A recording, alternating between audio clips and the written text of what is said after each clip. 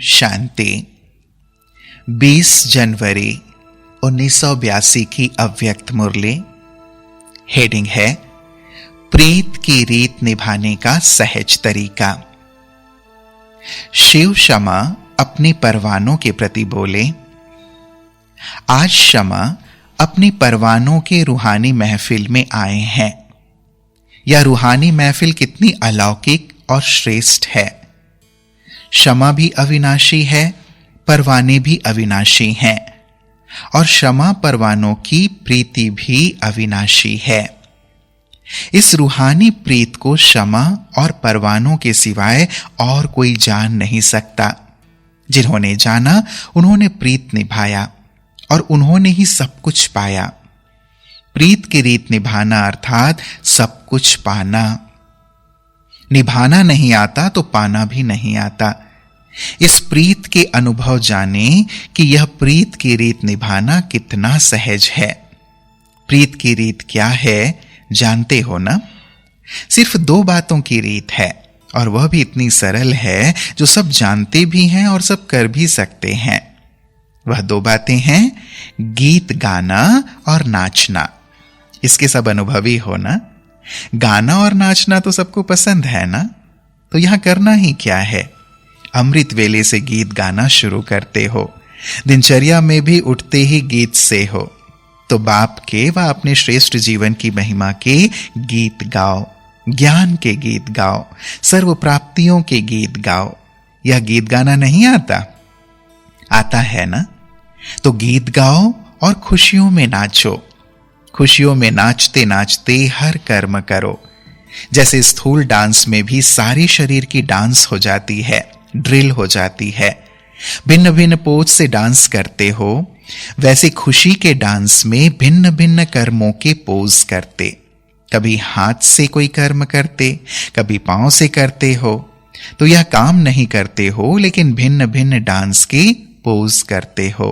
कभी हाथ की डांस करते हो, कभी पांव को नचाते हो। तो कर्म योगी बनना अर्थात भिन्न भिन्न प्रकार की खुशी में नाचते चलो। बाप दादा को व क्षमा को वही परवाना पसंद है जो गाना और नाचना जानता हो। यही प्रीत की रीत है। तो यह तो मुश्किल नहीं है ना? क्या लगता है, सहज या मुश्किल? अभी मधुबन में तो इजी इजी कर रहे हो, वहां जाकर भी इजी इजी कहेंगे ना? बदल तो नहीं जाएंगे वहां जाकर? बच्चों ने कहा यहां इजी है, वहां बिजी हो जाएंगे। तो बाबा ने कहा लेकिन इसी गाने और नाचने में ही बिजी रहेंगे ना? सदा कानों में यही मीठा साज सुनते रहना, क्योंकि गाने और नाचने के साथ साज भी तो चाहिए ना? कौन सा साज सुनते रहेंगे? बच्चों ने कहा मुरली। मुरली का भी सार जो हर मुरली में बाप दादा मीठे बच्चे, लाडले बच्चे, सिकलदे बच्चे कहकर याद प्यार देते हैं। यही बाप के स्नेह का साज सदा कानों में सुनते रहना। तो और बातें सुनते भी समझ में नहीं आएंगे, बुद्धि में नहीं आएंगी, क्योंकि एक ही साज सुनने में बिजी होंगे ना, तो दूसरा सुनेंगे कैसे? ऐसे ही सदा गीत गाने में बिजी होंगे तो और व्यर्थ बातें मुख से बोलने की फुर्सत ही नहीं। सदा बाप के साथ खुशी में नाचते रहेंगे तो तीसरा कोई डिस्टर्ब कर नहीं सकता। 2 के बीच में कोई आ नहीं सकता। तो माया जीत तो हो ही गए ना सुनना, ना बोलना, ना माया का आना। तो प्रीत की रीति क्या हुई? गाना और नाचना। जब दोनों से थक जाओ तो तीसरी बात है सो जाना। यहां का सोना क्या है? सोना अर्थात कर्म से डिटैच हो जाना। तो आप कर्मेंद्रियों से डिटैच हो जाओ। अशरीरी बनना अर्थात सो जाना। याद ही बाप दादा की गोदी है। तो जब थक जाओ तो अशरीरी बन अशरीरी बाप की याद में खो जाओ, अर्थात सो जाओ।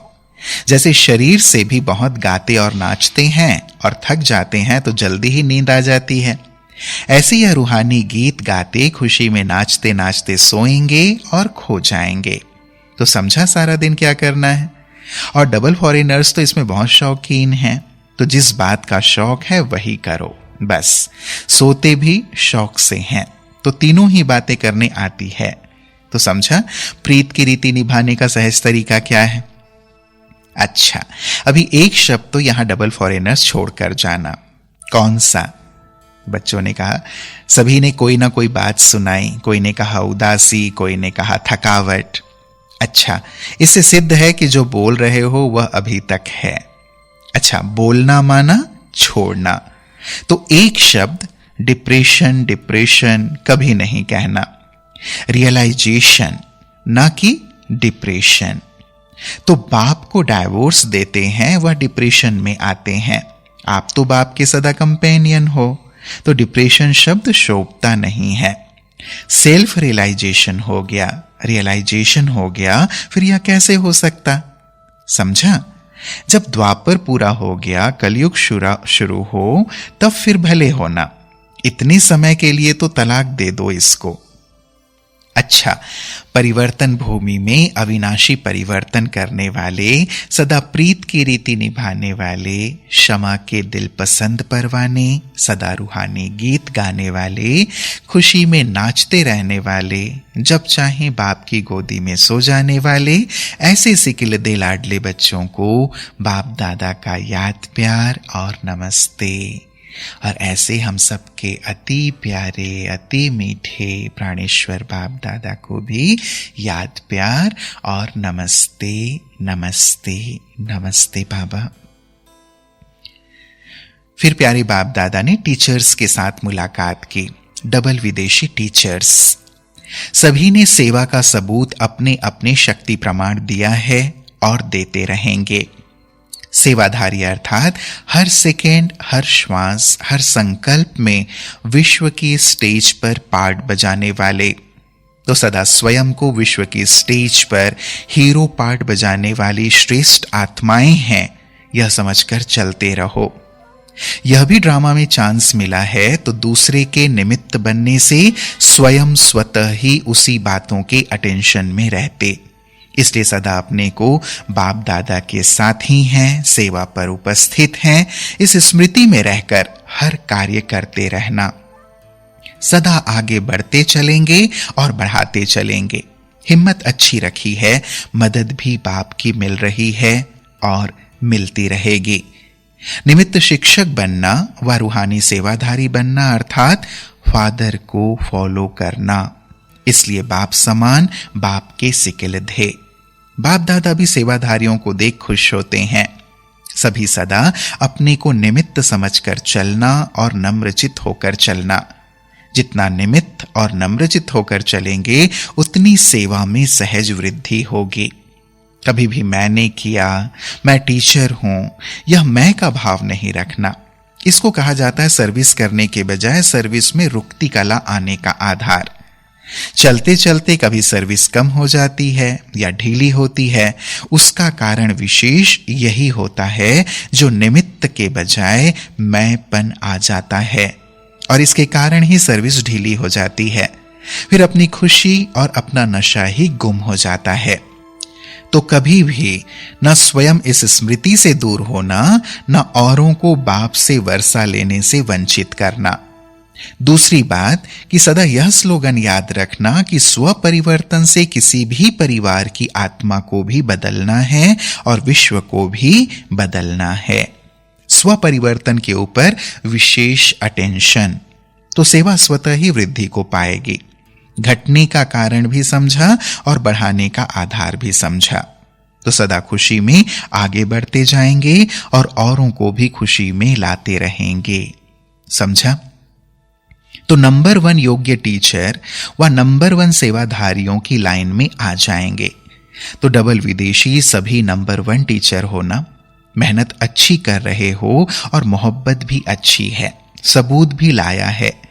हर एक बच्चा सेवाधारी अर्थात टीचर है, चाहे सेवा केंद्र पर रहे, चाहे जहां भी रहे, लेकिन सेवाधारी हैं, क्योंकि ब्राह्मणों का ऑक्यूपेशन ही है सेवाधारी। किसको सेवा का क्या पार्ट मिला है, किसको क्या?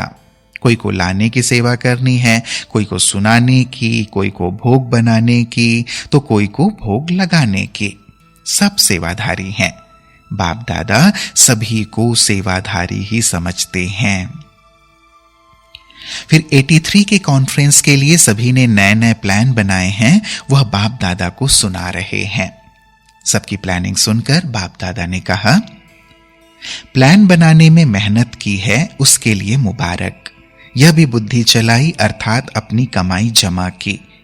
तो मीटिंग नहीं की लेकिन जमा किया। सदा निर्विघ्न, सदा विघ्न विनाशक और सदा संतुष्ट रहना तथा सर्व को संतुष्ट करना, यही सर्टिफिकेट सदा लेते रहना। यही सर्टिफिकेट लेना अर्थात तख्त नशीन होना। संतुष्ट रहने का और सर्व को संतुष्ट करने का लक्ष्य रखो, दोनों का बैलेंस रखो। अच्छा, जो प्लान बनाए हैं वह सब प्रैक्टिकल में लाना, वीआईपीस का संगठन लेकर आना। अच्छा, ओम शांति।